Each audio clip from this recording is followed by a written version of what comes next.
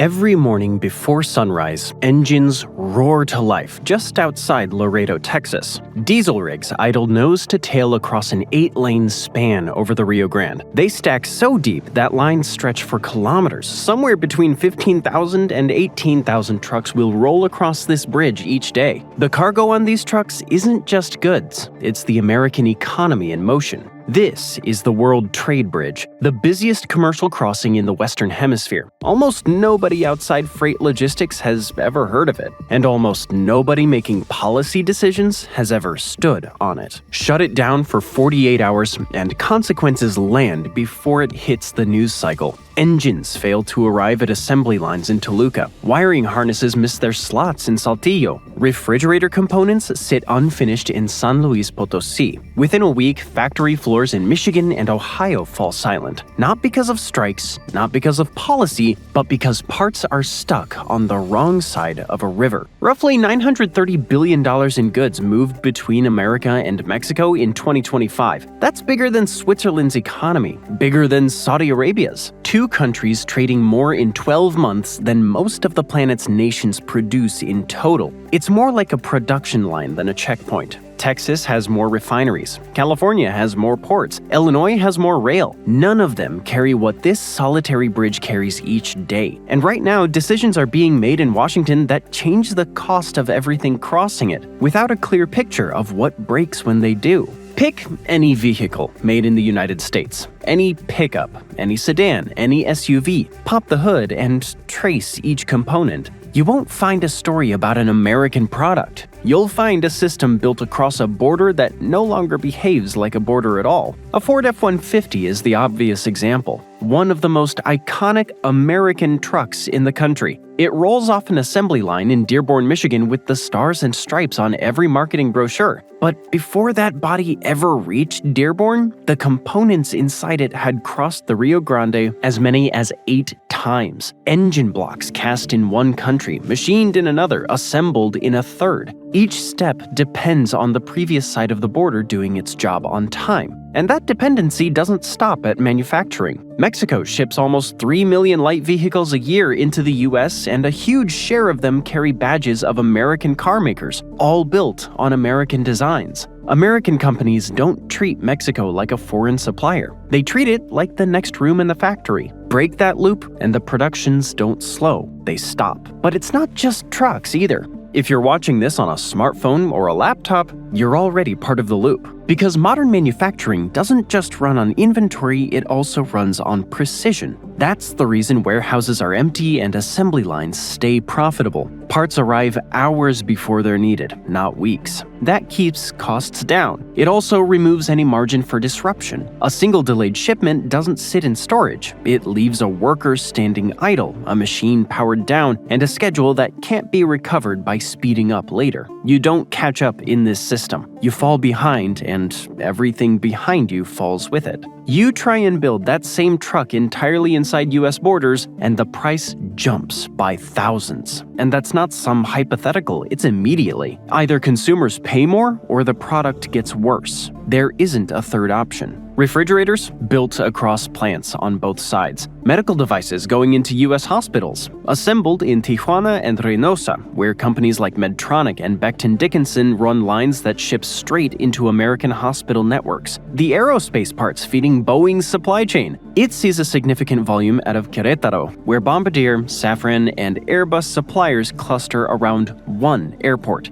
Even your Wi-Fi routers carry components that touched both countries before reaching your home. The wage gap is the reason everything works. It's what lets American companies compete with Asia without moving everything across an ocean. Remove Mexico, and the choice collapses to 2 outcomes: higher prices or production leaving the continent entirely. But the dependency running north goes deeper. Mexico sends more than 80% of its exports to one buyer. There's no backup customer, no plan B that could absorb the volume. If America slows down, Mexican factories slow down. If US tariffs hit a category, Mexican workers feel the brunt. Mexicans working in America send tens of billions of dollars home to their families every year. The total recently set records north of $64 billion in 1 year. Money that doesn't pass through corporations. It hits households. It pays for groceries, school fees, medical bills, and rent in towns that would otherwise have no economy at all. It brings in more money than oil or tourism. It's Mexico's largest external lifeline, and almost all of it starts in the United States, in a continent you can drive across, a country where if a port shuts down, you can still send a truck. And Mexico has answered the call. Tesla announced a high-profile gigafactory plan there in 2023, though the project was paused ahead of the US election over tariff concerns. Car manufacturers expanded operations across central Mexico. Suppliers feeding the big American auto companies followed. So did logistics giants, expanding cross-border freight networks to handle new volume, alongside Mexican operators. Aerospace, AI data centers, Big Pharma, they all set up shops south of the border. Boomed in Querétaro. Medical device manufacturing exploded along a border belt. Plans for a massive NVIDIA AI server assembly plant in Guadalajara were announced. Even semiconductors began shifting partially into Mexico because packaging can scale in under 2 years, while US fabs take closer to a decade. The system worked. Supply chains got shorter, delivery got faster, costs stayed competitive.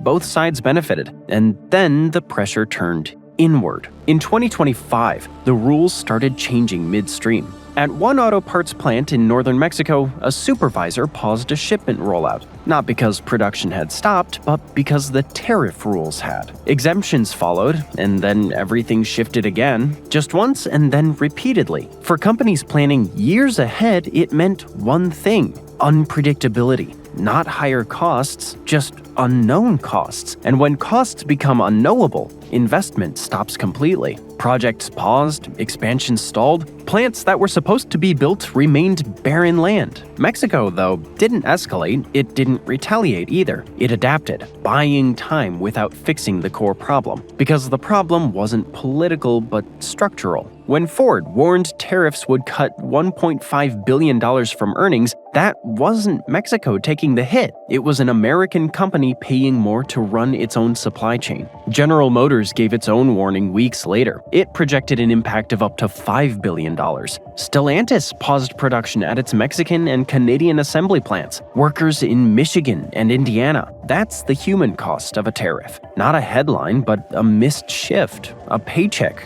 gone. Nearshoring was supposed to solve the problem. Instead, it introduced a new one: instability at the center of the system. Trade is just the surface. The deeper risks sit underneath it. Mexico now generates more than 60% of its power from natural gas, but it's imported. Domestic production has fallen for years, hitting a 2-decade low in early 2025. The gap is filled almost entirely by pipelines running south from Permian Basin fields in Texas, Eagle Ford Shale, and corridors stretching into Arizona and California. In May of 2025, U.S. natural gas pipeline exports to Mexico hit an all-time monthly record. Roughly 75% of every cubic foot of gas Mexico burns now arrives from across the border. More than a quarter of total U.S. natural gas exports head straight into Mexican grids. American gas powers Mexican factories. Those factories build parts. Those parts cross back into American assembly lines, disrupt that flow, and production doesn't fall in one place. It fails on both sides. Mexico is very aware of this.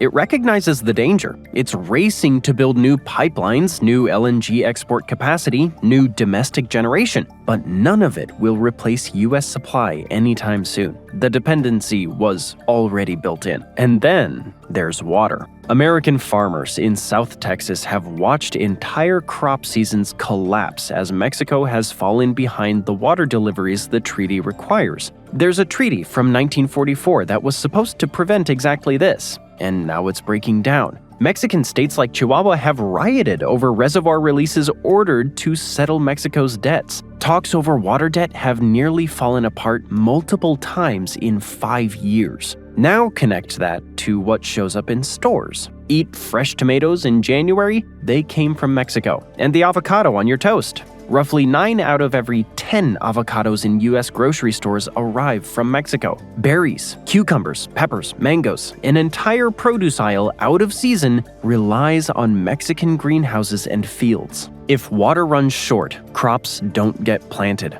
That means empty shelves in U.S. stores within days and farm income collapsing on both sides of the border. In 2024, American inspectors halted avocado shipments out of Michoacan over security concerns. Prices in U.S. grocery stores jumped within days. One inspector meant a week-long delay and a nationwide price spike. That's how thin the margins really are. Beer tells a similar story. America imports more beer from Mexico than from any other country on Earth. Most of the six-packs on a shelf in Chicago, Atlanta, or Seattle started life on a Mexican production line, crossed a border by rail or truck, and reached a cooler in your local store. Disrupt it, and the best-selling beers in America get more expensive. Roughly 5 million American jobs are tied directly to trade with Mexico. In states like Texas, Arizona, New Mexico, and California, Mexico is at the top of the export market. 28 U.S. states count Mexico as a top 2 trading partner. Cut trade, and jobs disappear far from the border. In Indiana plants, Iowa farms, and Kansas rail yards that exist because this system exists. Entire cities, including Laredo, McAllen, El Paso, run on this flow. Remove it, and their economies shrink with it.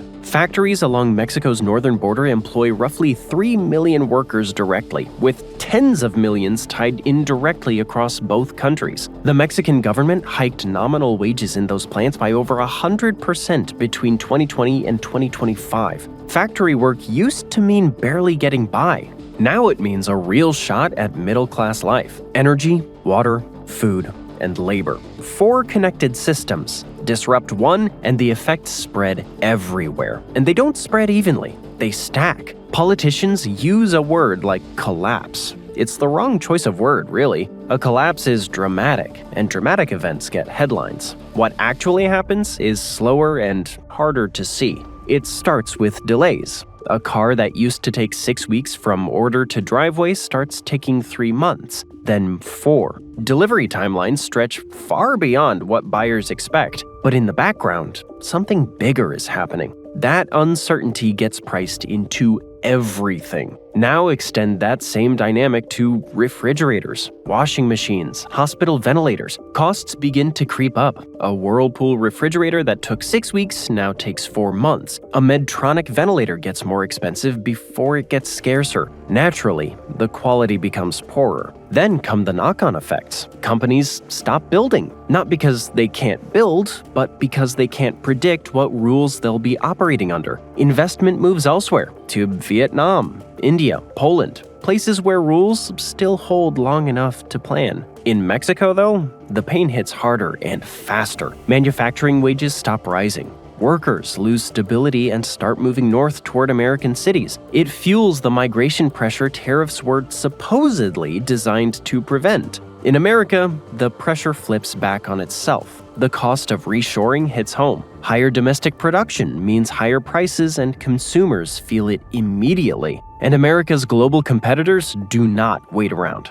They begin to expand faster, cheaper, and with fewer disruptions. There's a small window where North American integration works. Close it, and Asian manufacturers corner the market. Lost production doesn't come back, it just relocates. That delayed car sale goes to a Chinese EV that arrives on time at a price American consumers can handle. A factory that doesn't get built in Texas doesn't get built later. It gets built in Hanoi and stays there. There's no clean exit from this system. Imagine America decides to fully decouple from Mexican manufacturing. No more Mexican-built cars. No more cross-border auto parts. No more Mexican appliances. All of it moves inside U.S. borders. Auto industries alone would need labor for hundreds of thousands of new manufacturing jobs at U.S. wages. American factories are already short on workers. They can't fill openings they have today. Adding several 100,000 more jobs would mean either a huge surge in immigration, which is the exact opposite of what the people pushing decoupling want, or wages so high the math collapses just by itself. Even if workers magically appeared, the plants don't exist.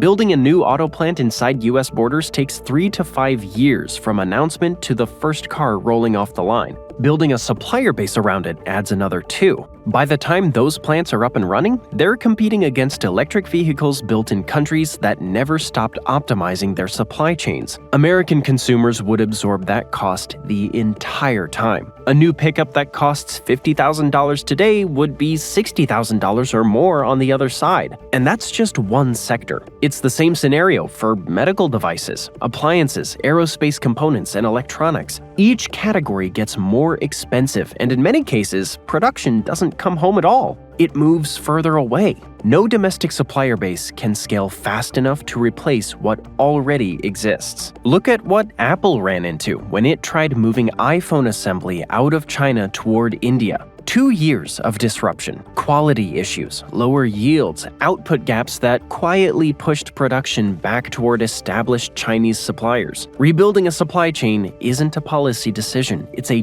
decade-long industrial project. Okay, but what about Mexico? Could it walk away from America? Could it replace a customer that takes more than 80% of its exports? Mexican policymakers have tried. President Claudia Sheinbaum's government pushed hard to expand exports to Canada, where shipments grew 17% in 2025. They pushed into Europe, into Belgium and Britain. Mexican avocado growers opened new markets in Japan and South Korea, but it didn't have much effect. Mexican exports to the United States dominate the country's trade, far exceeding all other markets. Canada and Europe still are attractive partners, even with recent growth, but they only account for a fraction of what Mexico sells to the US. Those relationships matter, but none approach the scale of its single largest buyer. No other market absorbs that volume at those prices. If Mexico tried to redirect exports at scale, the adjustment would not be smooth.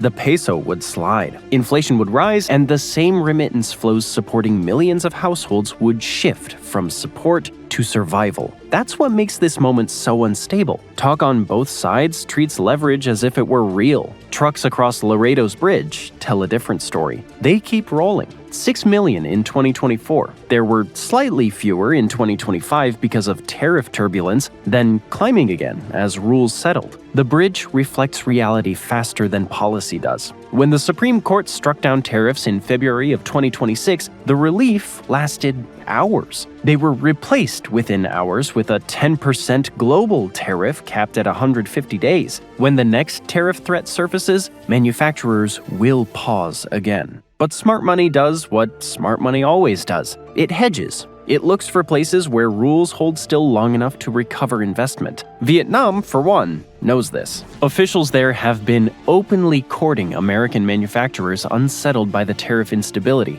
They've been offering tax breaks and infrastructure deals to lock in commitments. India is doing the same, targeting firms whose long-term planning no longer fits a shifting North American framework. Walking away doesn't work. Pretending to walk away doesn't work either. There's a path forward that protects both economies, but nobody on either side wants to admit it aloud. They're not choosing interdependence, although they're operating inside it. Both Mexico and Canada have signaled they want continuity. Mexican industry has been clear about its priorities: predictable rules, duty-free movement for regionally built goods, and dispute resolution that prevents sudden cost shocks. A U.S. trade representative has hinted at replacing the three-way agreement with separate bilateral deals. That would reshape leverage, but also freeze investment decisions across the continent while new terms get negotiated. The auto industry has been direct. Nearly 40% of total US and Mexico trade runs through it.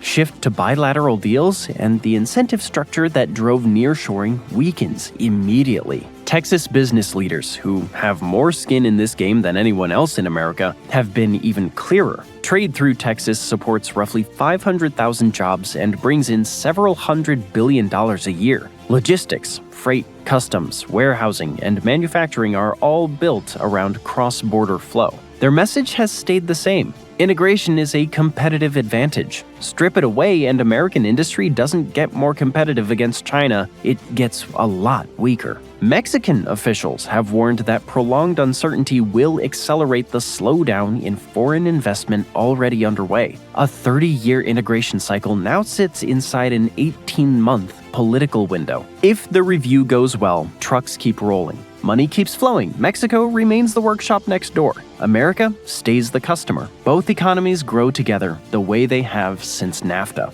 If the review goes badly, the slow break continues. Each year, a little more of the supply chain quietly moves somewhere else. Each year, Laredo's bridge carries slightly less. Integration doesn't collapse all at once. It just erodes until the system it supported no longer exists in the same form. So, what actually holds an integrated continent together? Trade between America and Mexico hasn't actually shrunk, it's grown. Mexico set an all-time export record in 2025, even with tariffs hitting hard. US demand held, energy flows increased, infrastructure is still expanding. Both countries are physically building more capacity to depend on each other, even as politicians on both sides debate whether they should. The reason is simple, and it's that the system works. It works for a Mexican auto worker in Coahuila. It works for an Iowa corn farmer shipping feed corn south. It works for enough people in enough places that breaking it carries immediate political cost. So this relationship survives, not through agreement, but through some kind of stalemate. That's a part that's easy to miss.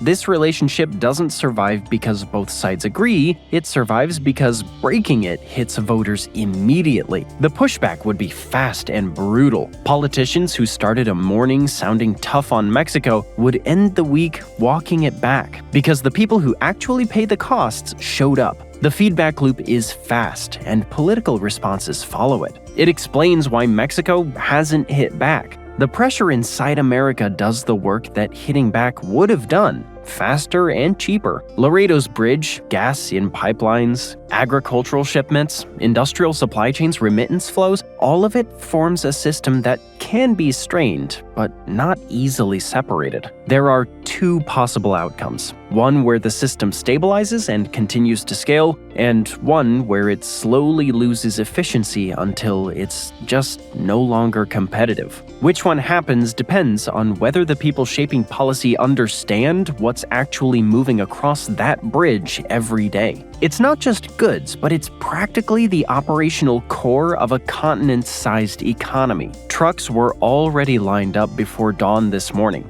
They'll be lined up tomorrow, and the morning after. The demand hasn't changed. The only question is whether the system supplying that demand continues to work. Because when it doesn't, the trucks don't slow down. They stop entirely. Thanks for joining me today. I hope you enjoyed the video, and if you want to see more videos like this, then please consider subscribing and turn on notifications. Really does make a difference. Thanks again, and I'll see you next time on MatPack.